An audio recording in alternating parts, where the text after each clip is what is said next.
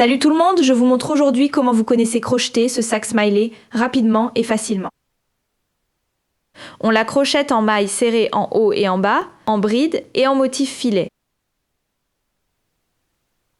C'est vraiment super simple. Vous la crochetez en tour, comment elle se fait exactement et ce qu'il vous faut, je vous le montre tout de suite.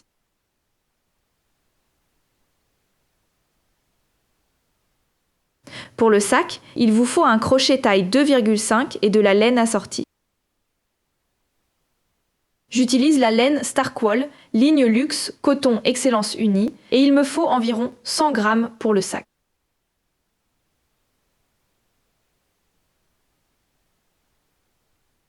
Vous commencez votre ouvrage en montant 180 mailles en l'air. Ça marche comme ça, vous prenez le fil, vous piquez avec l'aiguille, vous tirez le fil par-dessus ici. Vous entrez maintenant ici dans votre trou du pouce. Allez jusqu'à l'index, passez à travers cette boucle du pouce.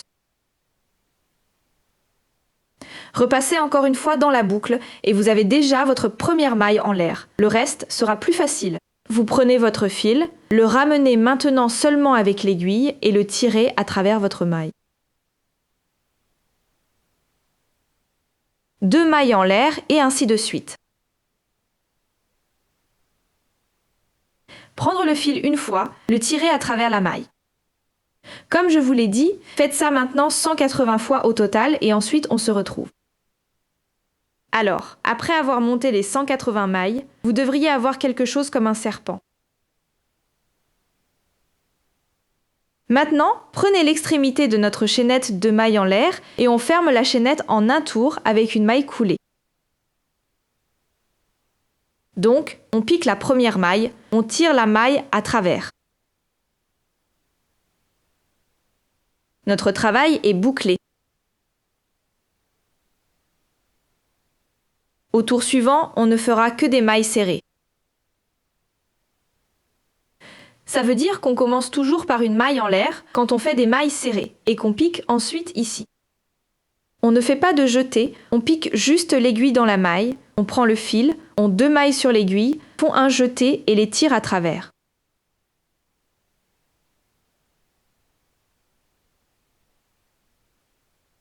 Repiquez, attrapez le fil, 2 mailles sur l'aiguille et les passez. Encore.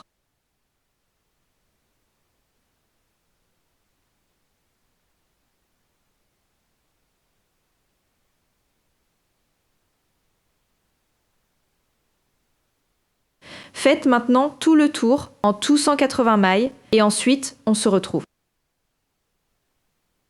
Alors, on commence notre premier tour du motif filet au crochet par 3 mailles en l'air.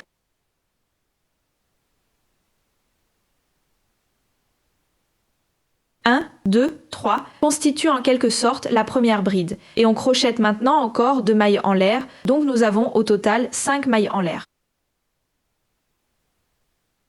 Maintenant, on saute ici la première maille et la deuxième et on crochette une bride dans la troisième maille. Faire un jeté, piquer dans la troisième maille, ramener le fil. Vous avez 3 fils sur l'aiguille. On voit encore un peu mal ici. 3 fils, prenez le fil, passez-le à travers les 2 premiers. Prenez le fil, passez aux 2 suivants. Vous avez déjà crocheté votre première bride. On voit le premier trou, notre filet. Maintenant, on crochette à nouveau tout simplement 2 mailles en l'air.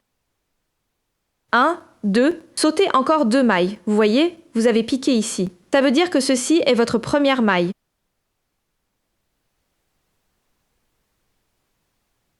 Ensuite vient la deuxième et vous piquez de nouveau dans la troisième, prenez le jeté, faites une bride.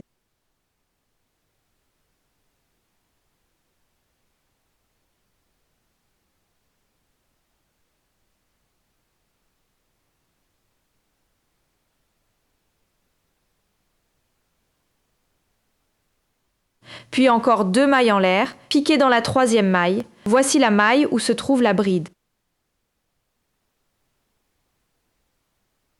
Alors, voici la première maille. La deuxième maille, ici la troisième maille. Faire un jeté, piquer et refaire une bride.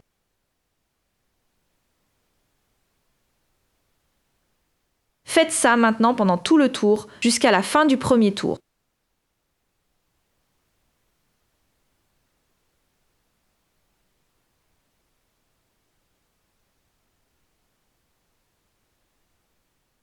Alors je vous montre comment vous les terminez, puis continuez le tour suivant. Vous terminez votre premier tour de filet. Votre temps de travail va maintenant ressembler à peu près à ça. Ici, le tour de maille serré, puis le premier filet. Comme je l'ai dit, vous la terminez en crochetant une maille coulée ici, dans la maille en l'air de montée la plus haute. Ensuite, vous commencez comme d'habitude par 3 mailles en l'air. 1, 2, 3, ce qui représente notre première bride. Bon, ensuite, vous crochetez de nouveau 2 mailles en l'air. 1, 2 et repiquez dans la 3e maille.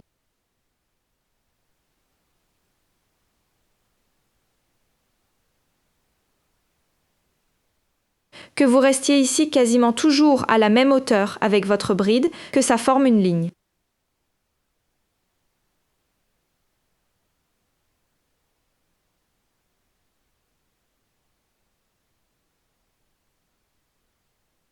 Si on avoue lentement, ça le montre encore, jetez.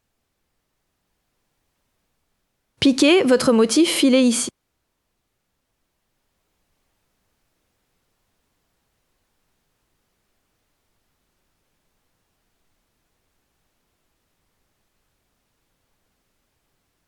Faites ça maintenant, tour après tour, jusqu'à avoir au total 4 tours de ce point filet. On se retrouve ensuite pour l'émoticône.